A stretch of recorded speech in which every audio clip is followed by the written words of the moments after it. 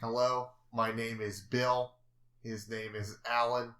This is a very challenging anime. But this is just warning up top that Darwin's Game, I would say, was PG-13. Yes.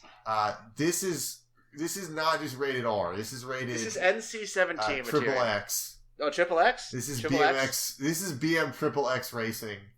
Okay. And if you're still listening, one of the things that happens is somebody eats out a woman on screen. Yes. Right? Yes.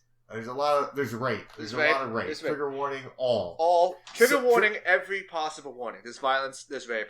Yeah, this slavery. Is basically the plot of Dorei-ku, the animation, if I'm saying that correctly, which I'm not, is basically imagine every NTR manga plot happening simultaneously. They all happen at once. They're all just sort of happening. Especially the bondage ones. And all the dirty old bastard shit? Yeah, no, everything. Everything's here. Everything. Everything that you've ever seen. First three episodes. Everything the creepiest guy you know has ever jerked off to is what the anime is about. Yeah. I don't even know where to begin, but we're going to have to begin with the beginning, but We're going to have to begin with the beginning, but the problem is the beginning of this show is not a beginning. It's not. It is it's a completely just a complete unrelated scene. It begins with the main character, who's a woman whose name I already forgot. No, you forgot the beginning of the beginning that was unrelated to the beginning of the beginning that's unrelated to the beginning. No, I have not. But she was there. She was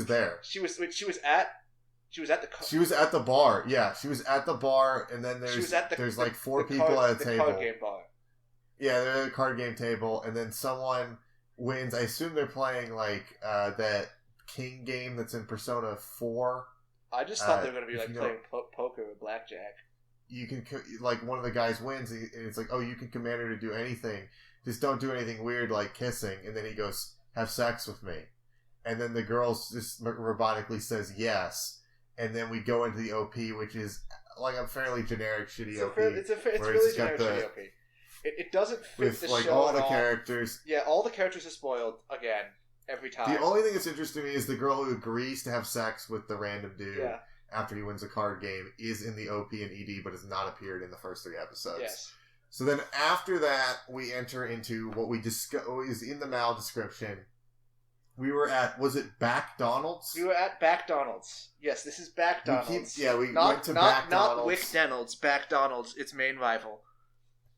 If only they would back down Donald's on this entire premise. They really needed to. But they do not. Yet, so we have 2 girls. One of them is main character. She is sort of cool and disinterested. And then we have... like one who does not appear in any other episode.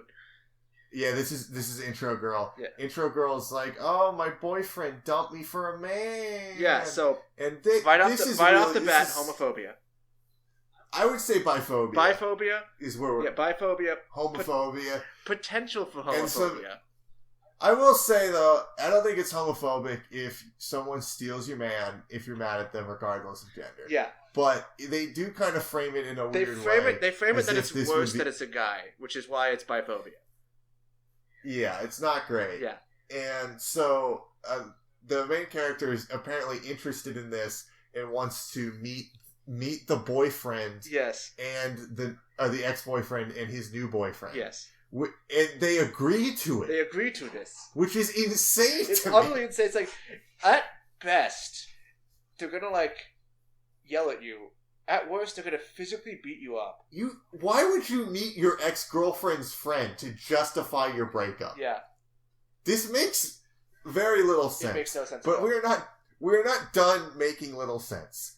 Then the main character arrives, and she quickly deduces that the 2 men are not gay. Yeah, her gaydar is impeccable. Her gaydar is on point. So she doesn't believe it, and so she's like, make out, and they're like, they're being evasive, and they're like, oh, well, you wouldn't make out, ha. And then she makes out with her female friend. Yeah. Just like right there. Because the ex-girlfriend showed up to this meeting as well. Yeah. Very unclear Makes why. Makes no sense. And so then, the ex-boyfriend is like, hey, you're really smart. Can you tell me what those 2 people's relationship is?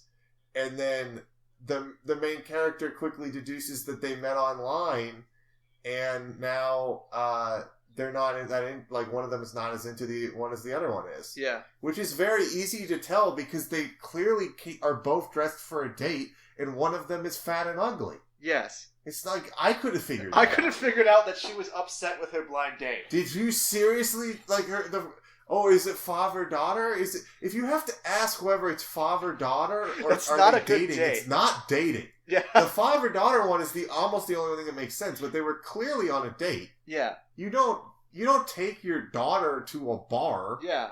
I mean, not dressed like that. Not just like that. Not just like that. Like, you can take your daughter to a bar. Clothes.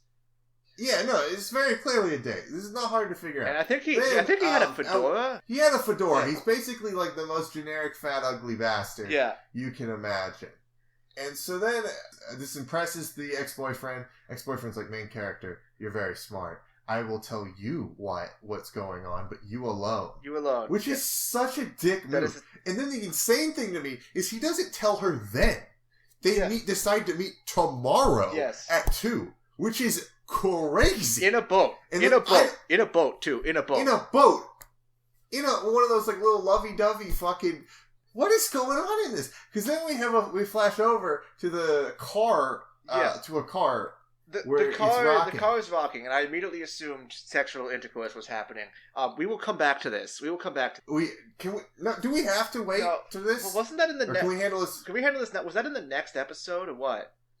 It's revealed later that what's happening, is the couple that we were discussing before. One of them, basically, as they're leaving, for some reason, she gets in his car, and he is basically like, "You're really into me." She's like, "Not really, man," and tries to get out of the car. Yeah. He fucking rapes her. On screen. Episode 1, rape on screen. Rape on screen. Episode 1, rape on screen. But they show the car rocking, and then they say this later, but like, fuck that. We gotta be real here. That's rape. That's rape. That's fucking rape, Brad. Rape. That's what that is. Yeah. We go to the next day, where we get the whole premise of the show explained, where basically there's some entity has made slave control machines that are retainers. Right? They're slave control retainers that you put in your mouth. Yeah, you put them in your mouth, and then if you make a bet or something and you lose, you become the other person's slave. Yeah. And there's all these various things. If you have one on, you can track them, like in Darwin's game. We get a lot of the rules of it explained, so I'd like to just go over all this, what I'm going to be labeling slavery mechanics. Yes, slavery mechanics. Just out of the beginning. So it seems like if you're slaves can only temporarily own slaves. So if you're a slave and you win a bet, then whenever you go back to your master, your slave will transfer to them. There doesn't seem to be a time limit on slavery. It's just basically perpetual. It activates via, we explained this last episode, but basically it activates by stimulating the obligation portion of your brain. Yes. And if you're asking, what the fuck is the obligation portion of my brain? You are not Japanese. You're not Japanese. Congratulations. So Japan has convinced themselves that peer pressure is an inherent biological function in your brain. And, like, I've taken Japan studies courses to know how this works, and, like, I know what they're doing, and it's a very bad metaphor for what they're doing. Because they can't escape the reality that this is not a biological function. By turning it into a biological function, it's so weird. Yeah. If you tried to activate this on, like, a sociopath, what would happen? Nothing. Like, if Gordon Gekko had one of these things, do you think he feels an obligation? No. He'd walk out. Yeah. Like, basically any American could easily just, while this is happening, just keep playing the game because what obligation? Yeah. Like, we don't have obligations. We won't wear masks. Yeah. You think what are you stimulating? Like, what are you stimulating? You're stimulating, like, a sense of obligation to others that, like, people just don't have. There's people who have that, and there's not even. It's not like a uniquely Japanese thing. Not. There are definitely collectivist societies like this, but it is not universal. No, and it's incredible to me that they imagine it is universal. Yeah, it is not. This is a nonsense. And, but basically the way it works is it stimulates it so to where you can't disobey them.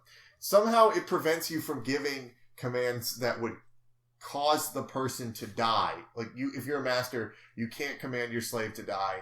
Slaves can't lie to their masters. Yeah. Slaves can't take the retainer out. Well, they can. They can temporarily, but they feel a need to put it back in. They feel a need to put it back in, and their effects do not go away when it's taken away. Yeah. Somehow. It's incredible. And they're all putting this device, and they also vibrate somehow when other retainers are nearby. Yes. Also, which is insane. They show up in a dog. Would be deeply uncomfortable. I need a dentist to come in and tell me, like, what the fuck's going on with that. Because, like, we're talking... Your teeth are valuable little fucking machines. And you're fucking talking about fucking putting a device in there that's just shivering and yawning them each way. Also, that's not great. Also, like, you usually have to take retainers out when you eat. Yeah, no, that's a good point. What if you have a different retainer you have to wear when you're asleep? Do you just wake up with a compulsive desire to put this retainer back in? I think your teeth are just fucked, amigo. Yeah. I think it's just like... This is anti-dental hygiene.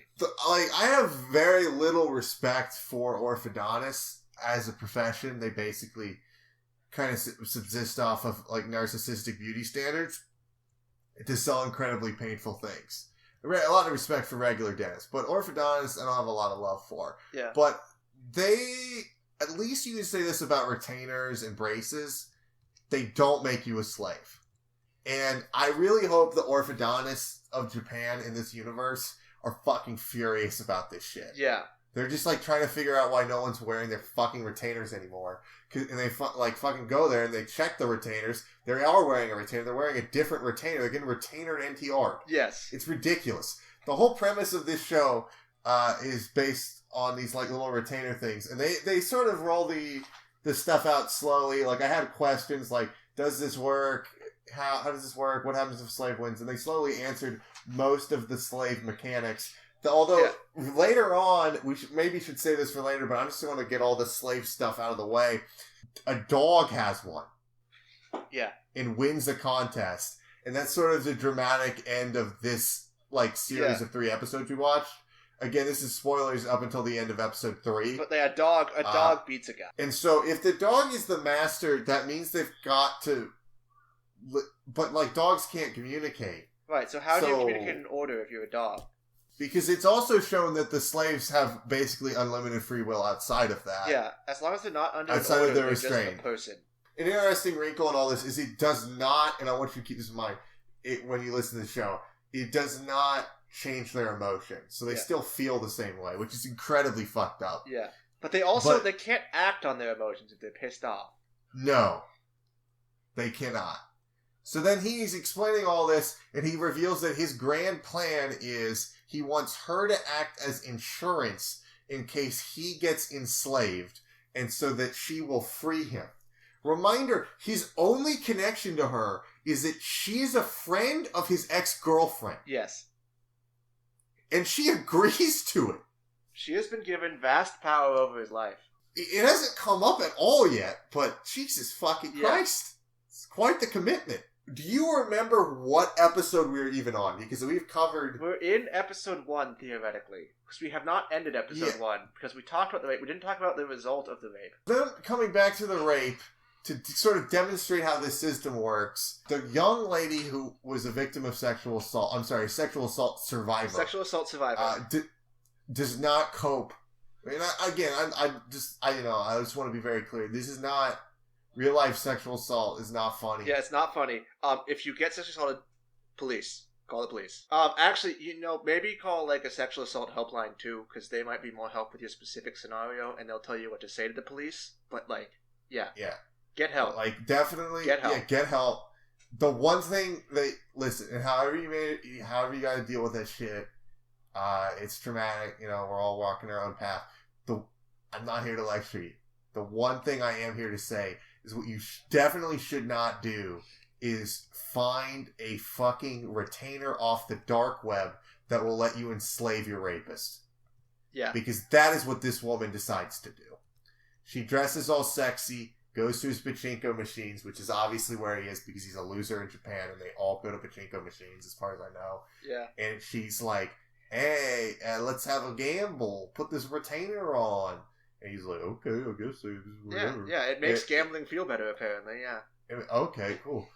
If you win this gamble, I will have sex with you. Yeah. And if I win, then I get $10,000.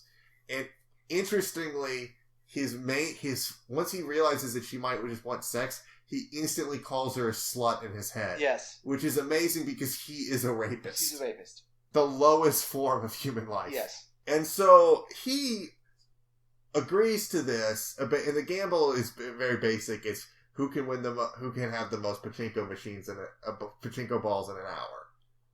And then she reveals at the end that she had already been playing the whole day and had won a shitload of pachinko machines.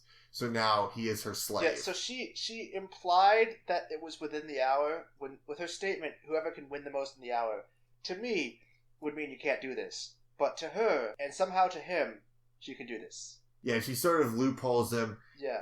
And then he loses and becomes her slave. Later on, they show her standing on top of his naked body, punching himself repeatedly as she commands him to. So she has a slave, and her first thought is stop hitting yourself.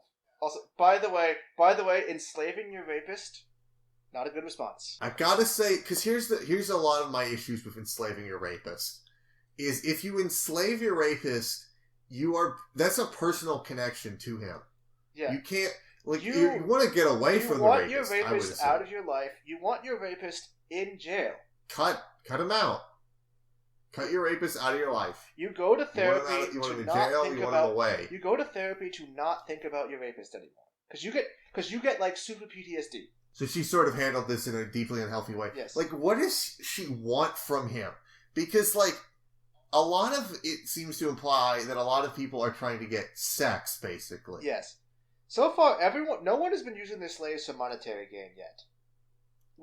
She was just wanting vengeance, which is, like, fun for a bit, but, like, what are you gonna do with the guy? Yeah. Like, what are you gonna, like, there's no silver mine you can send him to. Yeah. And that's sort of our first introduction to the system, and I don't know if I said this, but the master can free the slave. The master can free the slave. Which, I mean, theoretically, in all slavery, the master could do that. It depends. American slavery near the end. It was literally illegal in American slavery, right? Near the end. Yeah. Not always. Not always. You used to be able to free the slave. Then you could. And then they were like, no. Yeah. We invented racial-based slavery. We did. We sort of move on to our next cast of characters. We sort of abandoned her completely. Frankly, I don't really want to know what's going on. That's a weird relationship. We move on to the next person, who is sort of drawn, is like her character design. She has the Trinibue eye patch. And for reference, all these characters look like they're in their 20s, basically. Yeah, they all do. And I think they all are supposed to be in their 20s, because one of them says they're 20. So, we only discuss we discuss main slaver man's age, and it's his 20. Yeah. I think they're all supposed to be around that age. I think maybe the big rapist dude is older than 20. Yeah, he might be older. Yeah. We move on to our next group. Is sort of a Trinibue type girl. She looks like an otaku. Oh, yeah, this is episode 2. This is episode 2 starting. Yeah, now we've moved on to episode 2. Sort of gothic Lolita kind of outfit. She's at a hostess bar. At a host bar. She's at a host bar. A host bar. Host bar. Male host. She spent a lot of money on this guy. She's made him the #1 host, apparently. Yeah. And this sort of relationship seems very toxic. She's basically a simp. She's basically a femme simp. She's a femme simp. Yes. And she found out that despite being a tier 3 sub, he has a fucking girlfriend. Yeah, he has a girlfriend. Actually, she finds that out later. She does. She.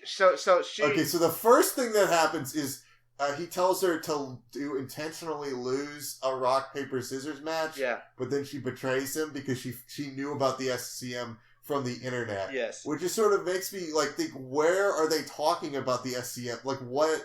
How is it coming up? Are they on Japanese Twitter just #SCM? How do you talk about this in a way that sounds normal? Yeah. Like, hey, I heard cool rumors about slavery. I guess they were implying it's like the dark web or something. No, they weren't. They were. She This said the is net. net. So like, this is just like I went on. What are they talking this is about? Just like, this? oh, I went on Wikipedia and I just looked up SCM. No, I don't think they're talking. Like, I assume they're on like 2chan or whatever. Because they said you could buy them for money online. Yeah, apparently they were going for $10 originally, and now they're upselling them for like $1 million basically. And it doesn't really make any sense. But okay, who made them? I assume we will find out. I hope we find out, because if they just don't explain it, that's wild. That's wild. Is the government? Is it illegal to do this? Yeah. So a lot of people are wearing them. A lot of people are wearing them. There's been no effort, as far as I can tell, from the government to stop this from happening. Yeah. At least Darwin's Game did us the service of just saying, mind control. Yeah. Sir, let me explain. All the police, all mind control. This is going to be an aside, but this is something that was making me so angry. Every single character's surname, their family name, is just a neighborhood in Tokyo. Yeah, it was really weird. And so, like, that's not common in Japan, right? It's like these names exist, but for every character to have one is deeply weird. Okay, so it's not as weird as if my name was like Tom Manhattan. No, it would not be that weird. But it's like every single person you meet as a character has was like named George Washington. Yeah, like they all had Thomas names that are place names, Jefferson. and they're all place names in the same city, right? We got it's very intentional. It's like we got like Shinjuku and Chuo, which are like two major districts in Tokyo, right? And we have Nakano, which is another district in Tokyo. They're all, I looked it up. They're all districts in Tokyo. Yeah, they're all wards. They're all wards. They're all wards. It seems wild to me. Is it supposed to be deep? I don't know. Or is he just lazy? Is he just lazy in doing this? Maybe they're supposed to represent the culture from a specific ward. That seems crazy. That would be absolutely insane. If you could write us about the intention of that, feel free to send your email to badanimepodcast@gmail.com. Yes. This is easily the most perplexing anime that I think we're going to be reviewing on this show. It's not like I don't know if it's the weirdest anime I've ever seen, but it's genuinely hard to talk about. It's deeply problematic. Deeply problematic. It defies discussion. It makes me feel bad when I talk about it. Yeah. I would just kind of like to say, as we're going into this, just like, don't do rape. Don't rape. Don't do slavery. Don't do slavery. Anti-rape abolitionist. As we get back to this topic again, just stop doing it. Yeah.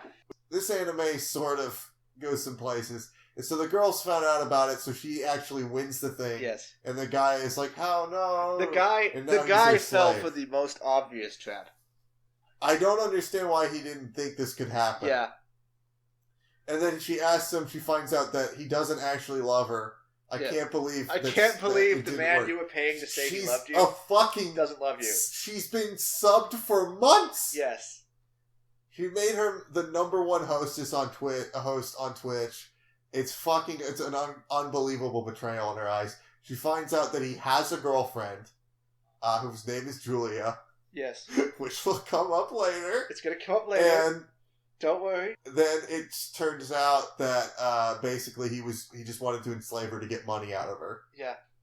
And then he despises her. Yeah. And basically his plan was to enslave her so that instead of having to do his job, she would just give him the money. Yeah, which is, I guess, fair. This is a weird situation. I mean, it was not fair. I mean, I guess, makes awful. sense. Yeah. But, I guess it makes sense. Sorry. Yeah. But, the thing that's really weird to me about this is it sort of presents as a scenario where I was like, is she gonna be the good slave owner? Because, she was put in this situation where, unlike the main characters who, mind you, are seeking out slaves and concocting schemes to acquire human fucking beings. Yes. Right?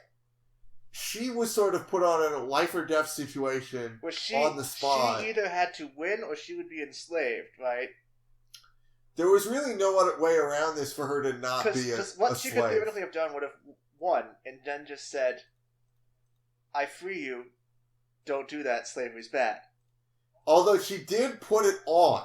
Yeah.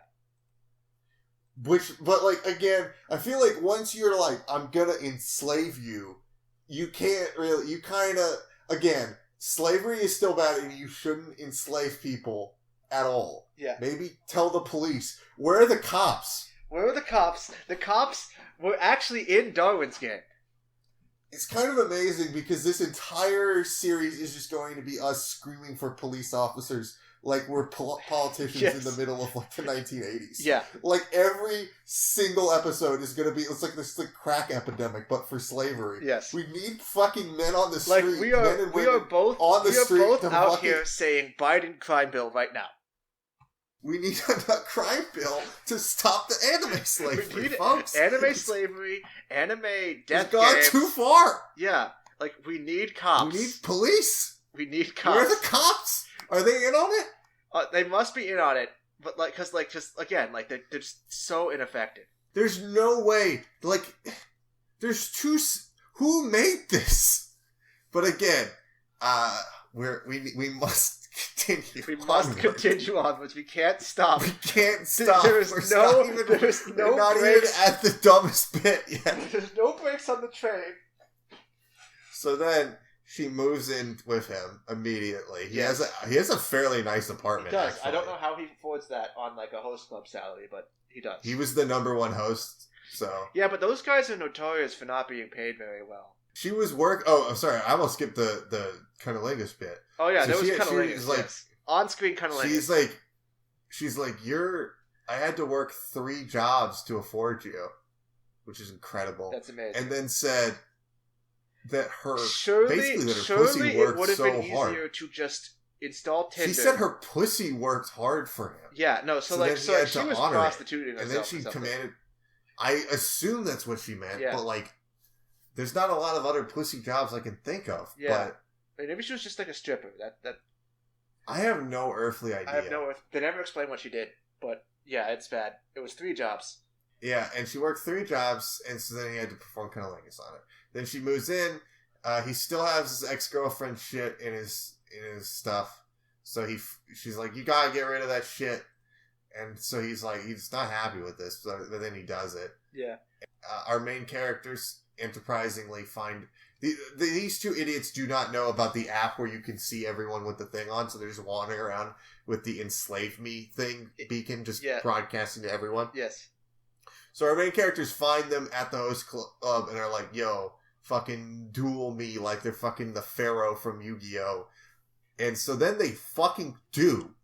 They fucking agree to duel them for some reason. Yeah. Because she asks her slave, do you think this is a good idea? And then takes him at face value. Yes. Then listens to a plan he concocted, which causes them to lose immediately. Yeah. And then they become his slave, I think. It genuinely didn't dawn on her that this could happen. I don't know how, like, team slaves work, because it seems like, I think that, because if they both had the retainers, who would go to who? Would it be split evenly? I don't know, yeah. That's right, we've reached the topic, collective slave ownership. Collective slave ownership is sort of a challenging subject to imagine. Yeah. I actually made notes, but I haven't been using them that much. Yeah. But again, we continue onward. And so it's kind of strange what happens, because then she's sort of amazed that her slave did not love her, despite the fact that he told her that earlier. Yeah, he told her that, and it said in the manual, like, there's a manual, by the way, for the slavery machine, and it says it can't interface with their emotions. Yeah, it can't change your emotions. So, like, if they don't love you, they don't love you. They just feel obligated to do whatever you say. Yeah. And so this sort of causes her to have an outbreak and say, like, you're mine, you belong to me. And then she's like, no, and then slaps her. Yeah. Which, not great. Not great. And then he sort of realizes that he's sort of he's not in a great situation. And then, basically, the main character's like, hey, stop doing that. Go back to your normal lives. Do whatever. Like, just don't duel anyone. Yes.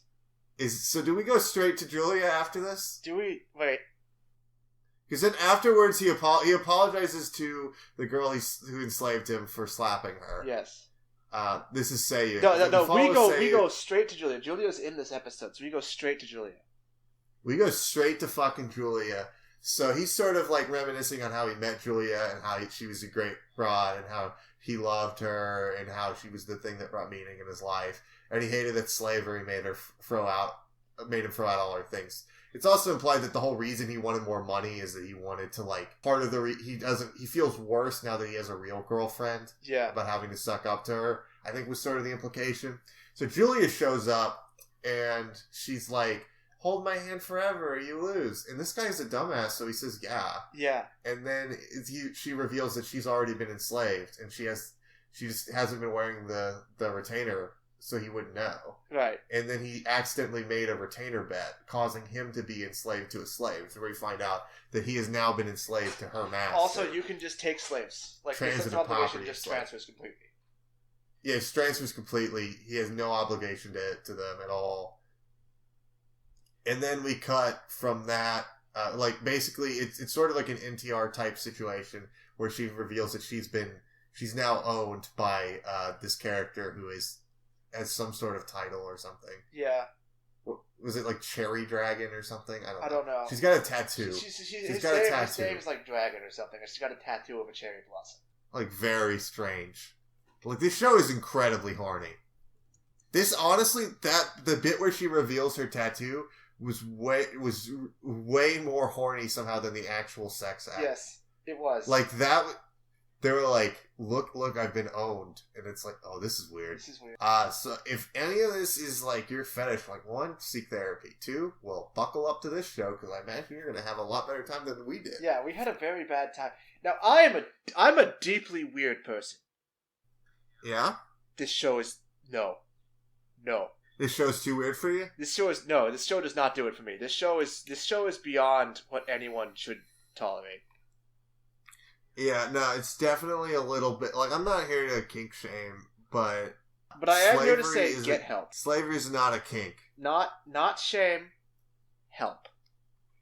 Because it's not... Like, again, like, I understand it's fiction. It's not real. I'm not, like... I don't want to get into all this shit because, like, it's weeaboos who will presumably, if anyone ever does listen to our podcast, we're going to get fucking mad emails about free speech or whatever. We are, yes. And I'm not saying it should be illegal to make this. However, what I'm also saying is that... I am saying it's deeply strange and weird. And you shouldn't do it.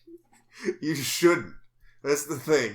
And, like, I don't know, like, exactly what's going on in the world to where this got a big enough budget to get an anime adaptation. Apparently, I did look at the Wikipedia again, and let me tell you that apparently the circulation of the light novel is fairly large. 3.2 million copies in print. Who is the target audience? Because, like, it does seem like it's not necessarily men. It was put out as a light novel. Oh, so it was originally there was originally a web novel before it was picked up as a light novel that was published in 3 volumes. Then it was followed by a side story, then a sequel, then a second sequel. A squeakquel, you say? Yeah. So there's a threequel along with a side story. They made a manga about it because it was so popular, and then they made a live action TV show about it. Yeah, I kind of get the vibe that this might be aimed more at adult women. This might be aimed at adult women. I'm not entirely sure. I'm not sold on that. I do not want to demean the women of this world. But is this targeted at you? Please let us know. If you are the target audience for this show, I'd be very curious who the fuck you are. Yes. So then there was the live action film of this, and then finally we got to our point, the anime. Yeah, so this is the point at which it sort of got across our radar. So again, we've sort of had him enslaved. The main characters quickly deduce that he has been stolen away from them and then leaves him. Yes. Because they know that he's a spy. Yeah. Is that the end of this episode? Yeah, that was the end of this episode. The next episode has nothing to do with these characters. It does have something to do with Julia. Alright, Julia appears. She's the only one from a previous episode also, to appear in the next episode. If you've been paying attention to all the characters mentioned in our story, there's a character you would assume would not appear again. And that is the ex-boyfriend's new boyfriend. The fake boyfriend. Yes. Yes, he returns. He returns with one of his... Why? We don't know why. I do not know. He has a shitty friend who tries to roofie someone. Well, not tries. He successfully roofies someone. It's not great. It's not good. Also, yeah, third, attempted sexual assault. We don't go an episode without some sort of form of sexual assault happening or being attempted. We need to get back on chronological. We do need to get back into chronological order. We need to obey Father Time's commands. Yes. Things need to start at the beginning. We need to start at the beginning. We return to the beginning. Yeah. There is a princess cosplay cafe in the style of maid cafes. Yes. With Ojo-sama type ladies who go ho ho ho. Who oh ho ho at you. I would pay for this. Oh ho ho. I would absolutely pay for this. You are a piece of shit garbage man. I am, but I'm also not the target audience for this show. Yeah, there's people worse than you. Yes. So then we sort of enter into a bizarre space where we have a character who's introduced here, who is the princess. The princess, yes. And then a young man desperately asks to be her servant. She turns him down. He's wearing glasses. It's difficult to make out his features. Then she gets off her shift. She remarks that she's bored and doesn't have much to do tomorrow. A pretty young girl comes up to her and is like she looks like she's not like, I don't want to like say too young. Like she looks like a young woman. Yeah. Not a young girl. But younger than this girl. And it's like, please let me be your slave. Yes. Just weird. A weird thing to say. And then they try to make a bet based on who can get these two men, the ex-boyfriend's boyfriend and another man who's just introduced, to spend more money on them. Yes. And then they go on a variety of dates, and they like spend a bunch of money. There's cosplay involved. It looked like a pretty good time. They're kind of having a good time. Then they meet a dog on the way. Yeah. The older girl gives the dog some food. Yes. Then, as you said, the older girl gets roofied. She gets roofied. Then she wakes up realizing she lost the bet and she has become a slave. Yes. And then it's revealed that the master is a man.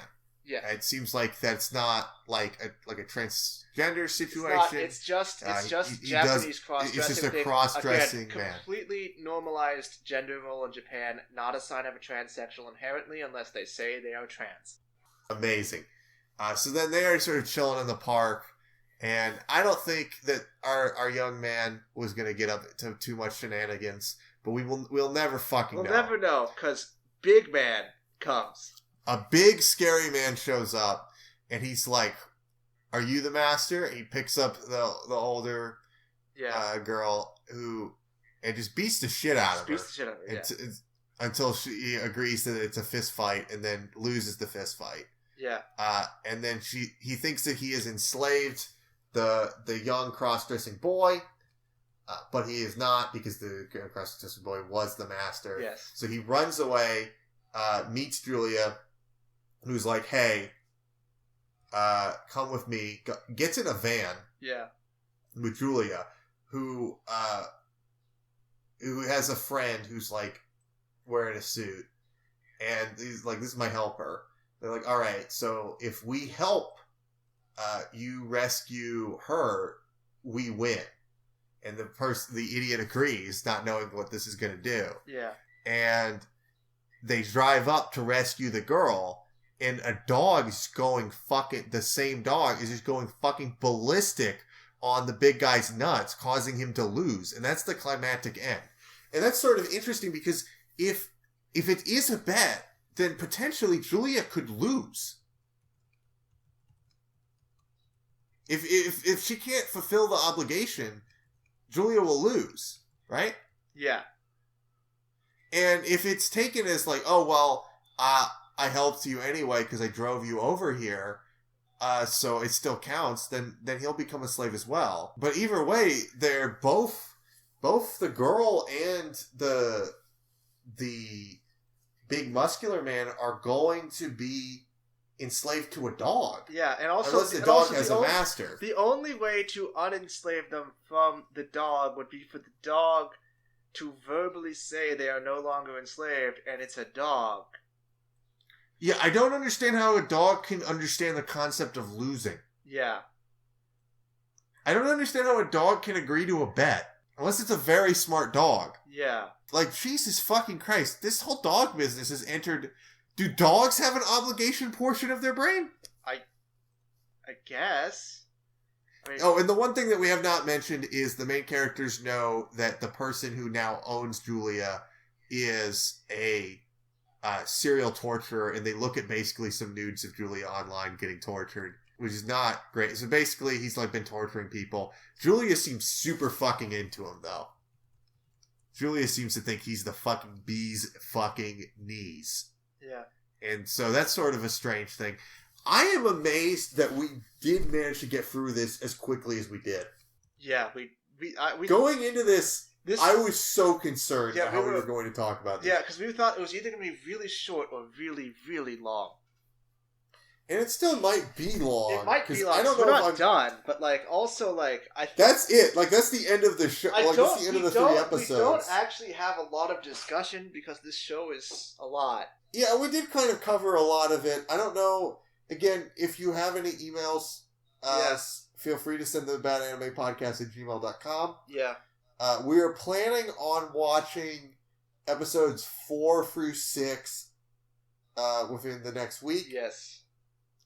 I don't know if I would recommend that you would watch this anime. I think it's a more adult kind of show. It's aimed at an older crowd. It might be adult men, might be adult women, I don't know. But whoever it is, they're fucking horny, dude. Yeah.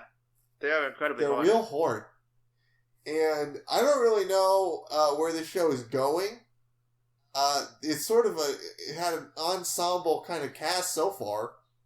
Running around, doing whatever. So far, the main character girl has not done anything. Yeah, so far she has not. She's just existed.